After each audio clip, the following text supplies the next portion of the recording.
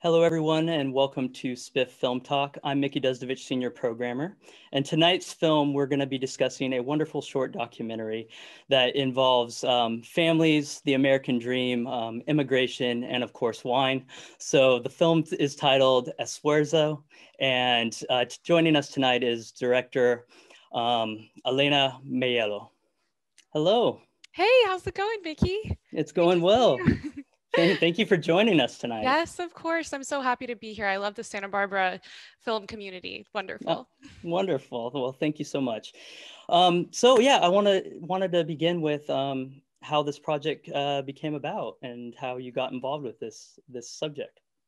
Sure. So actually, I grew up in Southern California, about an hour and a half from Solvang, which is where we ended up filming. And as growing up in a very agricultural community, you know, my dad would drive me to school every morning, and we would drive by the fields and see the workers very early in the morning working very hard. And he would turn to me and say, agriculture and the field workers and immigrants, this is the bedrock of California. You know, we wouldn't have anything in this state without our workers and without this agriculture. And so that really instilled in me from a time that I was very young, type of respect, you know, because it's like, where do your vegetables come from? They come from the labor of these workers who cross the border to give these vegetables to us, you know. And throughout my whole life, this was something that stayed in my mind. And when I had always wanted to make something to kind of pay tribute to that. And it wasn't until I met Flores and his family that something kind of connected in my mind. And I thought, you know, this is a beautiful intergenerational story. And I just felt like this was the way to go to kind of pay that tribute that I had been wanting to pay for so long. And they were an incredible family, so open, so compelling in the way that they were dedicated to the land and the wine industry and their family history and Solvang, that it was truly an honor to film with them. Now, you could have chose to go a different route and make this film about the winemaking itself and wine, but it seems that it took a twist and developed into something so much more. Can you talk a little bit about not doing just your typical wine film, but making it more about the family? Yeah, so I think what's interesting about this world is this is the wine world, right? Solvang is known to many people as a little wine town. Everyone from LA goes there to try the wines. And yet, you know, when you're there and you kind of sense in the air the dedication of the community to the agriculture, there's something more in the history of California than just, you know, it's not just about the winemaking process. These families are building this agricultural industry. And I felt like it was very important to show that family history, especially in the Flores family case, because Fidi, if you meet him and you know him, you see a very successful, charismatic, wonderful young man. And when you get to know his family history and see how that came to be, I felt like that was the story that people needed to know. You know, where is their wine really coming from? It's not just, you know, what's happening from the process perspective. It's what is the intergenerational sacrifices that were made by his grandfather and his father to produce this wonderful, you know, brand which Fidi now has, which is Esfuerzo. I just felt there was so much more depth to the family history side of it than the process of the winemaking. And I actually want to talk about the Flores family because many families, at least when I'm growing up and like listening and being joined by families of Hispanic descent or Italian families, they are very welcoming, and they are welcoming to all those around you for meals, dinners. Can you talk a little bit about having your crew around this family for so long and how they were with the crew? They were honestly so amazing. Fidi's mother was like our mother for the time that we were up there. She would cook for us. She would send us breakfast. We had dinner with them. They were so welcoming to us. And I mean, I felt like being able to be with them for a few days and just experience what they experience as life on the farm, that really helped us as filmmakers to see, okay, this is what they're experiencing on a day-to-day basis. And you know, for Fidi, he grew up on the farm. He's been there for many years. So same with his mother and father. His grandfather came there, I think, in the middle of his life. But growing up on that plot of land and having that connection to, you know, the sun always rises in this part, and there's the tomato garden over there, and there's the wine. You know, Fidi has been able to see that farm develop and grow throughout his whole life. And it was a very special thing that they welcomed us in so much. And there's a scene at the end of the film where there's this dinner, and they have this beautiful pond with this beautiful tree under these beautiful trees, and that's where they have their like intimate family dinners often, and they allowed us to film that. And so we were just so honored to be able to be a part of their family traditions for a few days to make this film. And how did researching for this film go about? There's a lot that goes into it, and you use a lot of historical photos and everything. Can you talk a little bit about the research that was involved? Sure. So when we interviewed Armando, he really opened up about the history and the Bracero program and Cesar Chavez. We did not expect that. And so of course, as a documentary filmmaker, you always go in researching and preparing your questions, but then also with a sense of, you know, you want to be quiet enough and listening enough to let the characters speak and just share their stories. And so Armando just started talking about his life and his history, and he opened up about Cesar Chavez, and I just knew in that moment I'm going to stay quiet and let him keep going, because it was important to him. It was important for him to share that. And so that's actually, we had researched quite a bit about the Bracero program before that interview, but the way that we put that in the edit was guided by Armando's story and his personal experience with it, because we wanted it to be really guided. It wasn't a historical film, it was a personal family film. So we wanted the history to be blended in with his personal story and his personal connection to the Bracero program. Nice. And setting up a shoot like this, you obviously have to set up interviews, and not everything always seems to go to plan. And I was wondering a little bit about, because I had read somewhere about your day 2 shoot and the loss of somebody's life. Can you talk a little bit about how that set the tone for the film thereafter? Yes, so this was on day 2 of the film, during our interview day. And it was actually right after Armando's interview that we found out that one of his closest friends had been in a tractor accident. And so this was a huge personal tragedy for Armando and the family. And so as a filmmaking team, I consulted with Fidi and the family. We kind of took the rest of the day off to let them decide what they wanted to do. You know, this is a huge personal tragedy, and we didn't want to impose our filmmaking schedule on the family because this was a time of grief. And you know, what ended up happening was Fidi came to me and he said, you know, this is why we want to make this film. This man that we lost, he was a worker. He worked his whole life, and by continuing with this film, we can pay tribute to the sacrifices he made. In what he did to be a farm worker and to work so hard.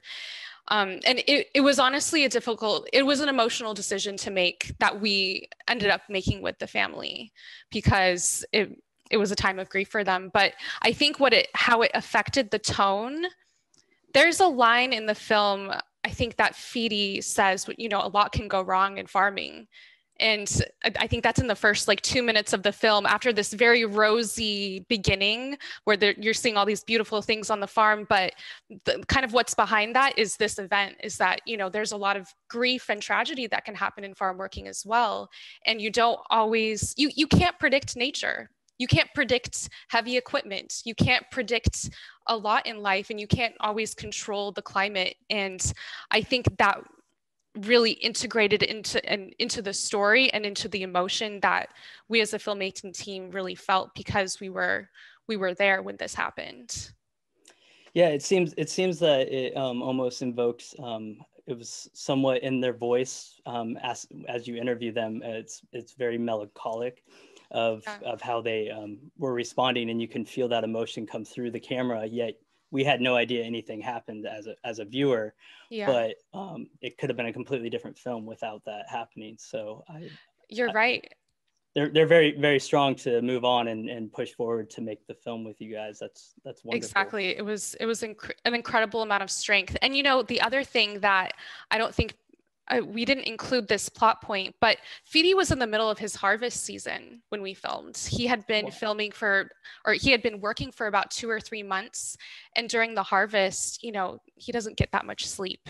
So he had been, that's how dedicated he was to telling his family history story. So we were incredibly lucky that we were able to go and film during this time.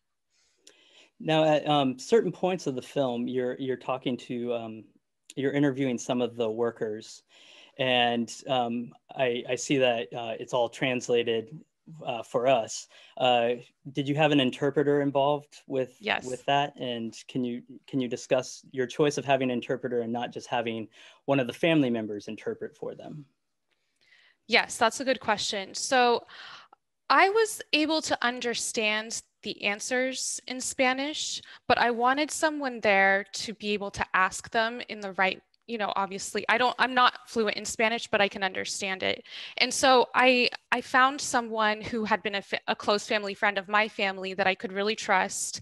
I brought her up there, hired her. The reason I didn't use one of the family members is because I think and this goes for life in general, but also for documentaries, you're kind of seeking and exploring for answers, right? And you don't always want your family members to be right there as you're asking these serious questions, because if I'm interviewing you and your father's in the room, your responses might be a little different than if he wasn't there, if you're talking about an intimate event in your life. So that's actually why we kind of had that separation, um, and why we didn't have one of the family members do the interpreting.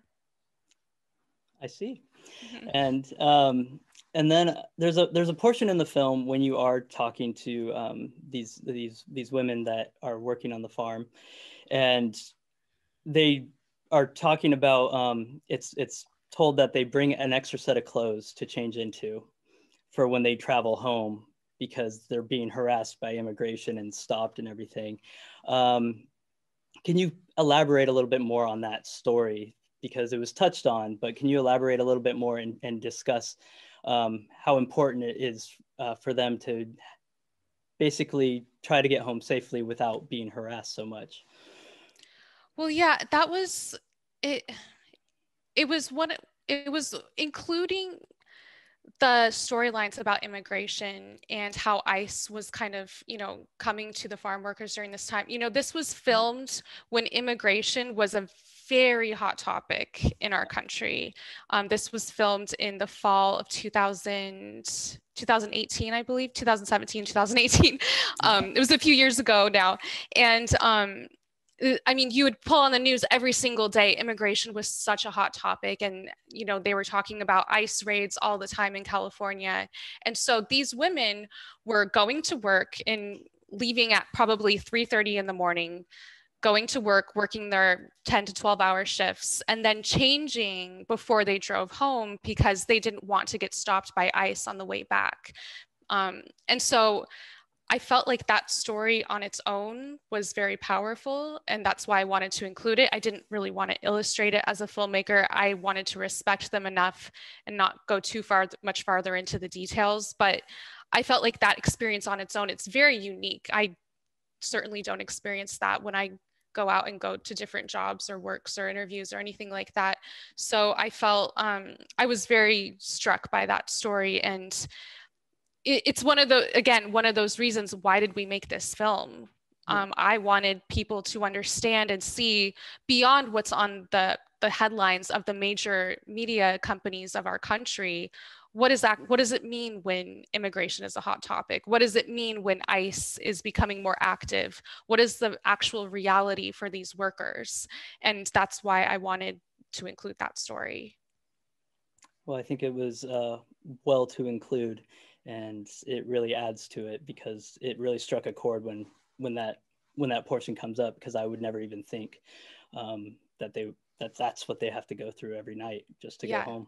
Yeah, it's like kind of like you have to hide your true identity, right? Yeah. And which is so strange because again, you think again about that idea that where do our vegetables come from? Where does our wine come from? It comes from these people who are working so incredibly hard and they can't even, express that in their lives. They have to hide it. Yeah. And I want to talk a little bit about the cinematography that goes into this film because nature plays a huge part because there are such beautiful shots of the sunrise and sunsets and cloud coverage and everything.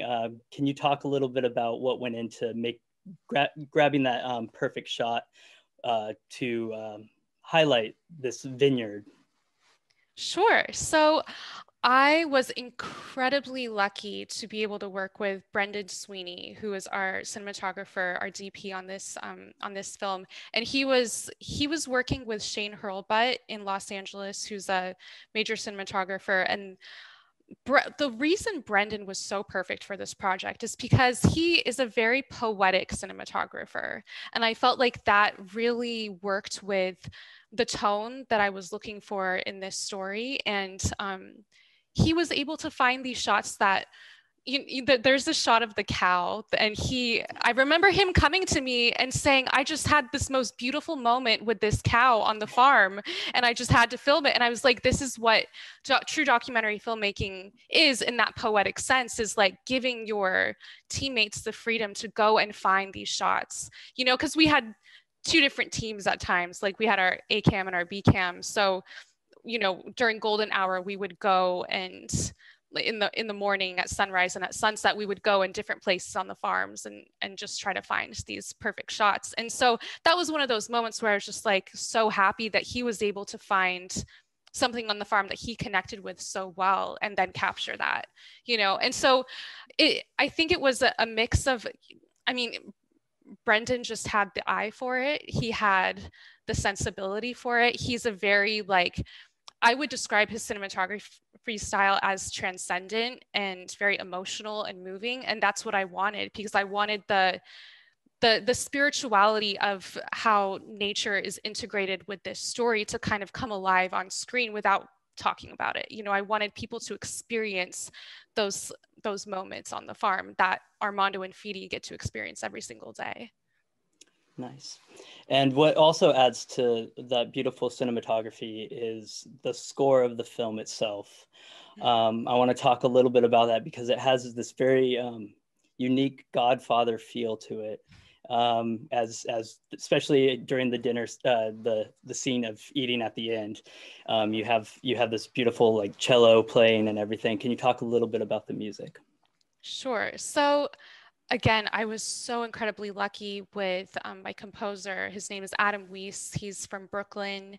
And when we approached this, we wanted the music to be a third character in the story. You have Fidi, you have Armando, they have their stories, but I felt like the music could tell a story without any words at all.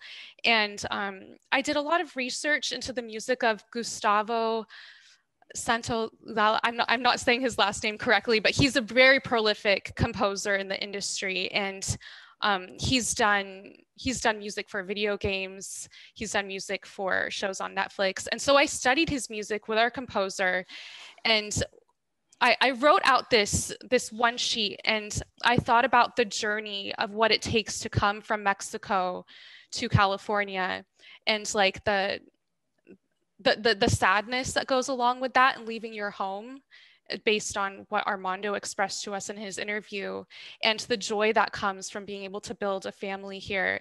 And I wanted the music to capture that. And so we really focused on the music as its own character and kind of expressing those ideas. Well, it's truly wonderful, and I can see how it is another character to the film. I wanted to also talk a bit about your editing process for this, because this is a topic that could be much bigger than 11 minutes long. It's something that you could definitely have a feature or even a half-hour short out of. Can you talk a little bit about having to go through that process and cut things just so it flows as tight as it does? Sure. So we wanted it to be short. We wanted it to be around 10 to 12 minutes. And so that was done very intentionally from the beginning.